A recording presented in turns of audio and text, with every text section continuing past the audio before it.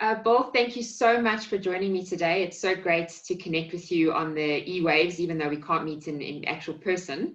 But yeah, like I said, great to connect. Bill, I'm going to start with my first question today.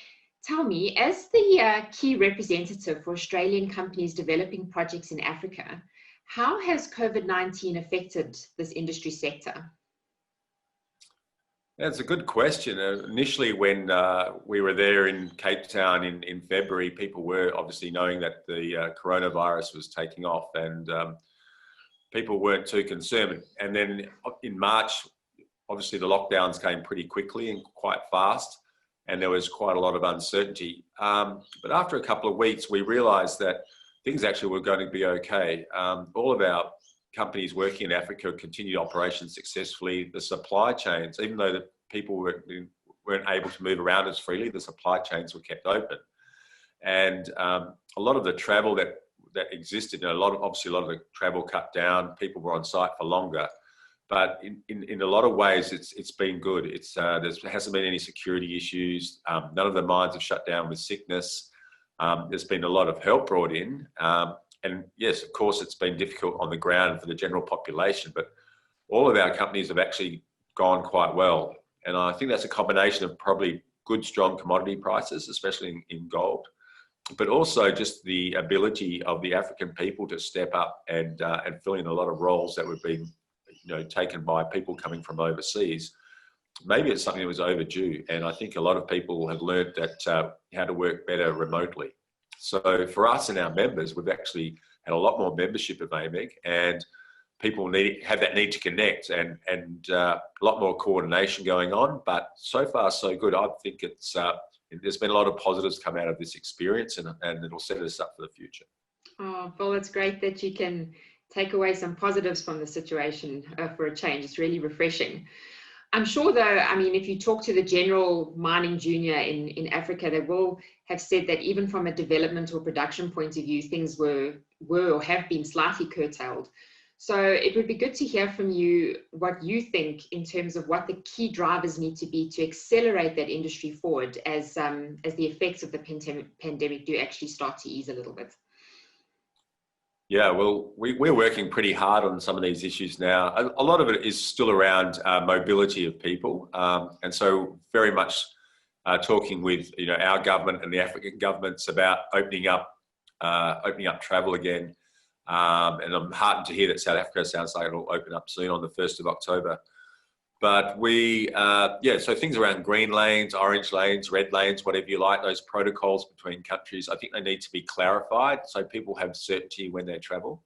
Other areas I think we need to strengthen is probably around about, just with the communication systems. I think in terms of, better digital communications is very important.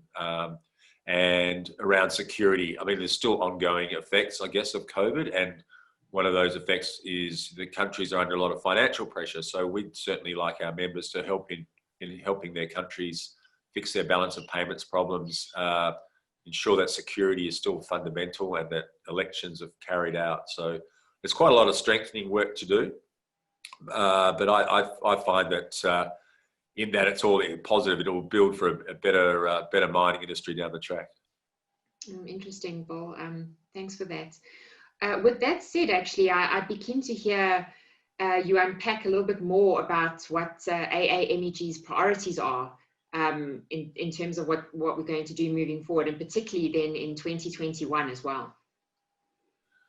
Yeah, I think our three main themes of AMEG are connections, insights, and advocacy. And really what we're doing is creating a lot of new working groups. One is the West African Working Group. Another one's a Southern Security Working Group, legal and tax. So we really do need to step up the collaboration, online collaboration, if you like, between all our members. That's the aim, is to increase that self-help we can do to get through this period.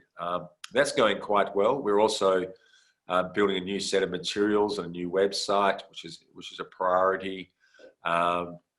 We want to get some more of our Australian politicians across to Africa. I think that Australia and Africa, we have a good relationship at the mining level, but our governments are really especially the Australian government, is not really thinking about Africa as much as we'd like it to. It seems so focused on Southeast Asia. So that's another priority. So when COVID is finished, we'll make sure we get some high-ranking Australian politicians into Africa, look at this, what we're doing there, the opportunities that are there, and certainly get greater engagement between Australia and Africa.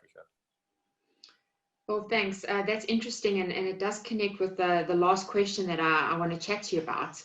And that's specifically looking from your perspective at what recommendations you could make for junior companies that are looking to invest in Africa, and specifically West Africa, like you mentioned. What recommendations would you give to those companies looking in West Africa?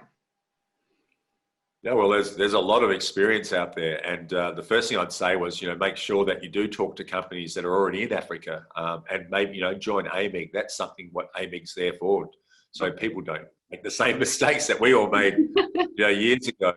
But there are quite a, the mining industry here in Western Australia is actually booming at the moment, and the stock exchange is very strong, and people are raising a lot of money for African projects at the moment. So I would say now is a good time to go into Africa. It's a good time to get well funded. But yeah, join AMEG, come along to the African Mining Forum, things like that. You really can find a lot out. You'll find that the ecosystem is very collaborative, people really willing to help each other. And there's a lot of information out there available, but you need to participate. I think the companies that go across and try and do everything themselves, and they say, oh, we know Africa, or we know what we're doing.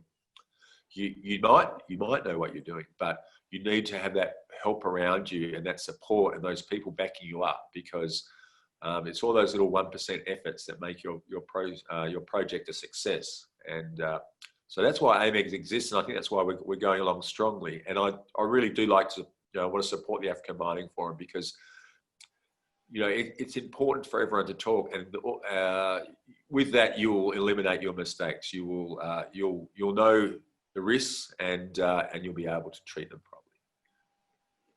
Well, thank you for sharing your time with us, for your expertise and your wisdom and your knowledge about Africa. It's really great to hear from you and get your advice. So thank you for making time to chat to me today. I really appreciate it. Yeah, thank you, Lauren. I enjoyed it. Hope you have a great day. Awesome.